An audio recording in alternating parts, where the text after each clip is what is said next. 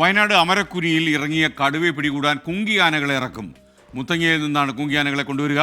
കടുവയെ കണ്ടെത്തിയാൽ ഉടൻ മയക്കുവെടിയെ വെച്ച് പിടികൂടാനാണ് ഇപ്പോഴത്തെ തീരുമാനം. ഈ പ്രദേശത്തെ ചതുപ്പ് നിലങ്ങളും കുറ്റിക്കാടുകളും കേന്ദ്രീകരിച്ച തെരച്ചിൽ നടത്തുമെന്ന് DFO അജിത് കെ രാമൻ 24നോട്. ഇന്നിപ്പോൾ പരിശോധനയുടെ ഭാഗമായിട്ടാണ് ഡോക്ടർ അരുൺ സക്കറിയ സംഘം ഇവിടെ എത്തിയിരിക്കുന്നത്. അതിൻ്റെ ഭാഗമായിട്ട് ഈ പറയുന്ന ആദ്യത്തെ കൂട് വെച്ചതും രണ്ടാമത്തെ കൂട് വെച്ച പ്രദേശം പരിശോധിക്കും. മാത്രവുമല്ല, ഈ പറയുന്ന കടുവ തങ്ങാൻ സാധ്യതയുള്ള ചതുപ്പ് സ്ഥലങ്ങൾ നമ്മൾ പരിശോധന വിധേയമാകും. അതല്ലാതെ ഈ പറയുന്ന കാട് മൂടി കിടക്കുന്ന സ്ഥലങ്ങളോ ഈ പറയുന്ന ഒളിത്താവളങ്ങളോ ഉണ്ടെങ്കിൽ അതും പരിശോധന വിധേയമാക്കും.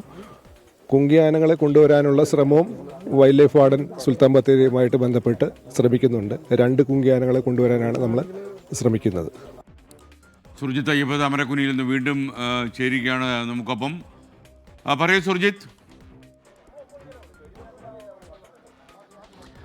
SKN ക്യാമറ ട്രാപ്പുകളിലും ഒപ്പം തന്നെ നിരീക്ഷണ ക്യാമറകളിലും ഇന്ന് നടത്തിയ പരിശോധനയിൽ കടുവയുടെ ദൃശ്യങ്ങൾ വന്നിട്ടില്ല എന്നുള്ളതാണ് ഏറ്റവും പ്രധാനപ്പെട്ട കാര്യം. പക്ഷേ ഇന്ന് തെരച്ചിൽ നടക്കുകയാണ്. അതിനായി 2 സംഘങ്ങളായി വനംവകുപ്പ് ഉദ്യോഗസ്ഥരെ വേർതിരിച്ചിട്ടുണ്ട്.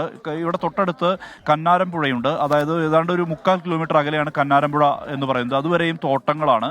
ആ തോട്ടങ്ങളുണ്ട്, ചതുപ്പ് നിലയങ്ങളുണ്ട്. അങ്ങനെയാണ് ഇവിടുത്തെ ഒരു ഭൂമിശാസ്ത്രം എന്ന് പറയുന്നത്. അപ്പോൾ ഈ മേഖലയിൽ സ്വാഭാവികമായും തെരച്ചിൽ നടത്തുക എന്നുള്ളതാണ് ദൗത്യം. അതിൽ ഏതെങ്കിലും തരത്തിലുള്ള കടുവയുടെ അവശിഷ്ടങ്ങൾ, അതായത് കടുവയുടെ അവശിഷ്ടങ്ങളൊപ്പം തന്നെ പഗ്മാർക്ക് ഉൾപ്പെടെയുള്ളവ തേടിയാണ് ഇപ്പോൾ വനംവകുപ്പ് ഉദ്യോഗസ്ഥർ പോകുന്നത്.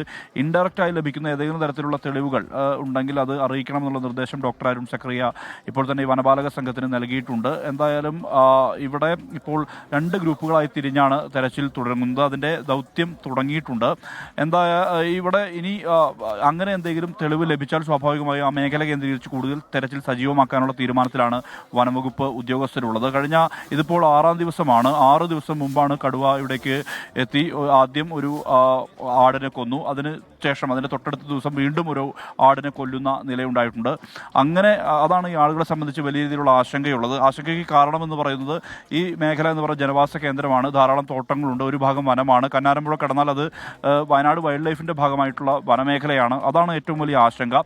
അതുകൊണ്ട് തന്നെയാണ് ഇങ്ങനെ ഒരു ദൗത്യം നടപ്പാക്കാനുള്ള തീരുമാനത്തിലേക്ക് വനംവകുപ്പ് വേഗത്തിലെത്തിയത്. ആളുകളുടെ ഒരു പ്രതിഷേധവും ഉണ്ടായിരുന്നു. നേരത്തെ റേഞ്ച് ഓഫീസർക്കടക്കം ആളുകൾ പ്രതിഷേധിക്കുന്ന നിലയിലേക്ക് കാര്യങ്ങൾ എത്തിയതുമാണ്. അതാണ് ഇങ്ങനെ ഒരു നടപടിയിലേക്ക് എത്താനുള്ള കാരണം. എല്ലാവിധ സന്നാഹങ്ങളോടു കൂടി തന്നെ വനംവകുപ്പ് തെരച്ചിൽ നടത്തുകയാണ്. ആ തെരച്ചിൽ അല്പസമയത്തിനകം തന്നെ ആരംഭിക്കും.